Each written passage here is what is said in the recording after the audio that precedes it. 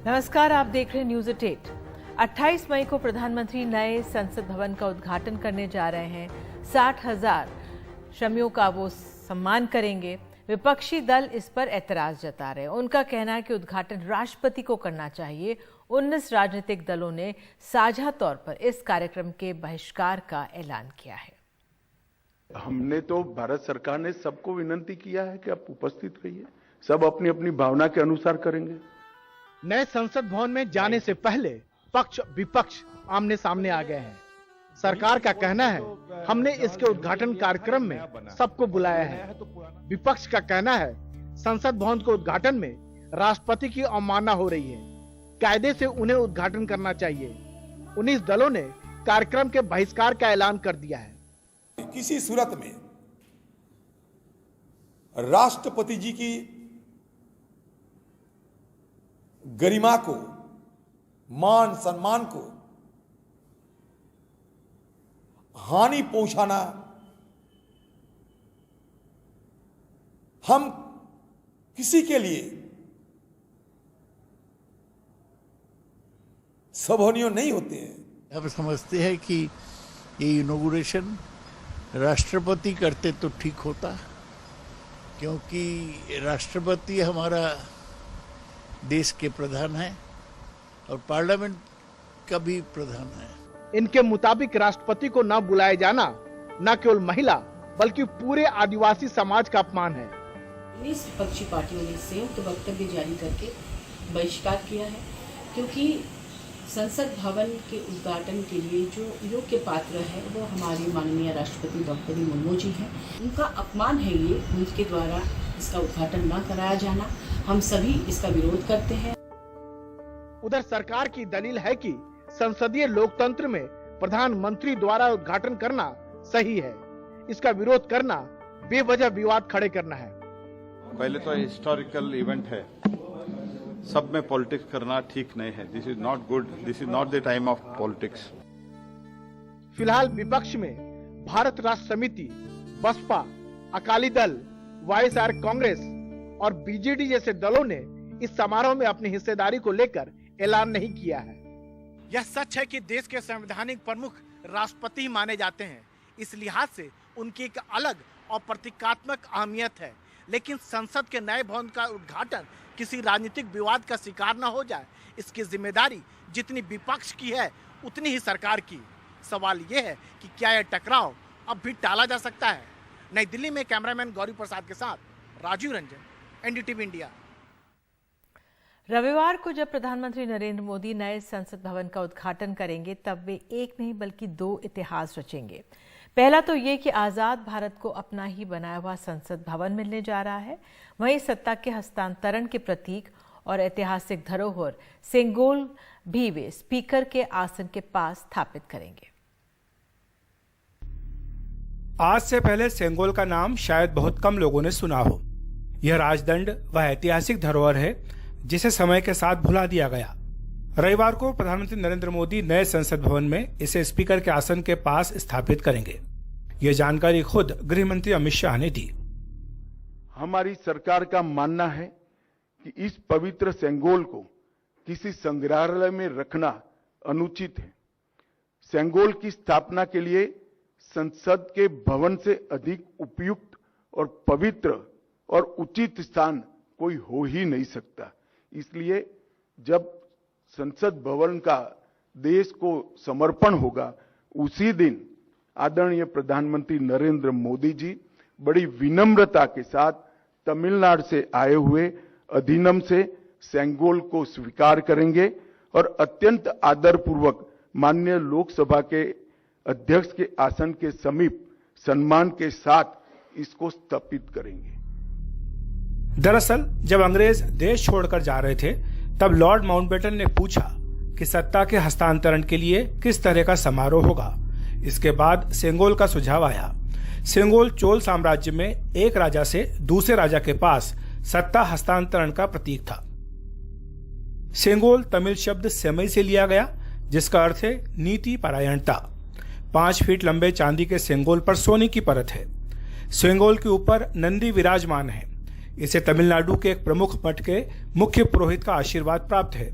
सेंगोल ग्रहण करने वालों को न्यायपूर्ण और निष्पक्ष शासन का आदेश होता है। लोगों की सेवा करने के लिए चुने गए लोगों को इसे कभी नहीं भूलना चाहिए। अमित शाह ने कहा कि भारतीयों के पास शासन एक आध्यात्मिक परंपरा से आया है। तो सेंगोल का अर्थ बड़ा गहरा है, जिसका अर्थ और भाव नीति परायणता से है। गंगा जल से उसको पवित्र किया गया है। इस पर पवित्र नंदी अपना अटल दृष्टि और स्थिरता के साथ विराजमान है। और ये जो सेंगोल है वो चोला साम्राज्य के समय से, मतलब 8वीं शताब्दी से चली आ रही हमारी अपनी भारतीय सभ्यतागत प्रथा का। तो केंद्र के अध्यादेश के खिलाफ विपक्षी दलों को एकजुट करने में जुटे दिल्ली के मुख्यमंत्री अरविंद केजरीवाल आज मुंबई जाकर उद्धव ठाकरे से मिले। उनके साथ पंजाब के मुख्यमंत्री भगवंत मान भी थे। मुलाकात के बाद केजरीवाल ने कहा है कि उद्धव ठाकरे ने राज्यसभा में अध्यादेश के विरोध का भरोसा दिया है। दिल्ली में अफसरों के ट्रांसफर पोस्टिंग मुद्दे पर सुप्रीम कोर्ट के फैसले के बाद केंद्र सरकार अध्यादेश लेकर आई है। जिस दिन फैसला आया 8 साल की लड़ाई के बाद, उसके 8 दिन के अंदर केंद्र सरकार ने अध्यादेश जारी करके वो सारी शक्तियां वापस छीन ली। तो जनतंत्र के अंदर जनता की चलनी चाहिए कि गवर्नर की चलनी चाहिए, जनता की चलनी चाहिए कि केंद्र की चलनी चाहिए। जनतंत्र में तो चुनी हुई सरकार के पास पावर होनी चाहिए ताकि जनता के जो जनता मांगे वो काम कर सके। जनता के प्रति जवाब दे तो चुनी हुई सरकार होती है, लेकिन उन्होंने सारी शक्तियां छीन ली। इसका मतलब ये साफ साफ ये लोग ये बोल रहे हैं कि हम सुप्रीम कोर्ट को नहीं मानते, और ये एक तरह से सेमीफाइनल होगा 2024 का। अगर 2000 राज्यसभा के अंदर ये बिल गिर जाता है तो 2024 के अंदर मोदी सरकार दोबारा नहीं आ रही है। दिल्ली सरकार की आबकारी पॉलिसी से जुड़े कथित मनी लॉन्ड्रिंग के मामले में ईडी ने आज आम आदमी पार्टी के राज्यसभा सांसद संजय सिंह के करीबियों सर्वेश मिश्रा, अजीत त्यागी और विवेक के यहां छापेमारी की। दिल्ली एनसीआर में ये छापेमारी 6 जगहों पर हुई। ईडी सूत्रों की माने तो नए सबूत मिलने के बाद ये कार्रवाई हुई है। सूत्रों के मुताबिक छापेमारी के बाद संजय सिंह के 2 करीबियों अजीत त्यागी और विवेक त्यागी को ईडी के अधिकारी पूछताछ के लिए अपने साथ ले गए हैं।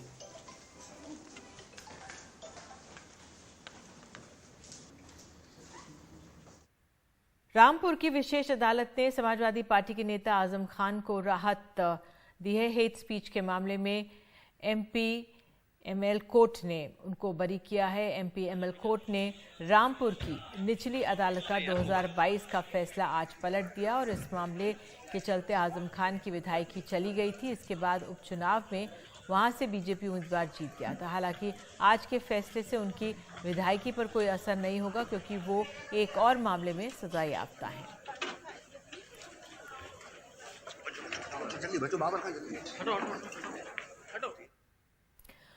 और यूपीएससी में पहली रैंक हासिल करने वाली इशिता किशोर की बात हम आपको सुनाते हैं, क्योंकि इस बार ऐसा हुआ है पिछले साल के मुकाबले 9% ज़्यादा लड़कियों ने रैंकिंग हासिल की है। साथ ही अपने आप में ये लगातार ये संख्या महिलाओं की यूपीएससी की रैंकिंग में बढ़ रही है। पहली 4 महिलाएं हैं इस बार भी। तो आइए सुनते हैं कि जो यूपीएससी टॉपर है उनका क्या कहना है लड़कियों के अच्छे प्रदर्शन पर। 1/3 सीटों में महिलाओं ने हासिल किया। समाज में क्या आप कुछ बदलाव देख रही हैं?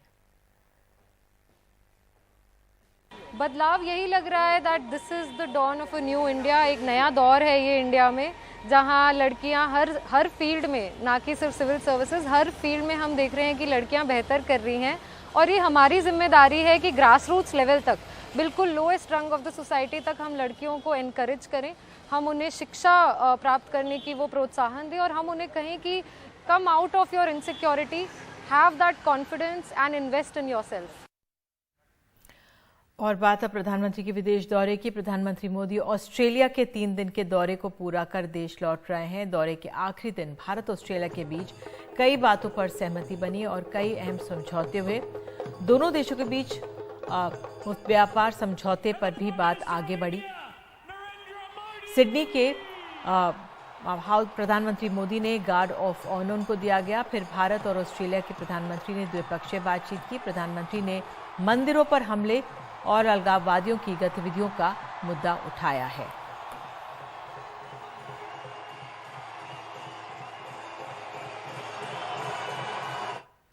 और अब बात मणिपुर की करते हैं। मणिपुर के बिष्णुपुर जिले में दोबारा भड़की हिंसा में एक युवक की मौत हुई है। हथियारों से लैस भीड़ के हमले में 2 लोग घायल भी हुए हैं। हालात के मद्देनजर यहां कर्फ्यू लगा दिया गया है। ढील को भी रद्द कर दिया गया है। बिशनपुर का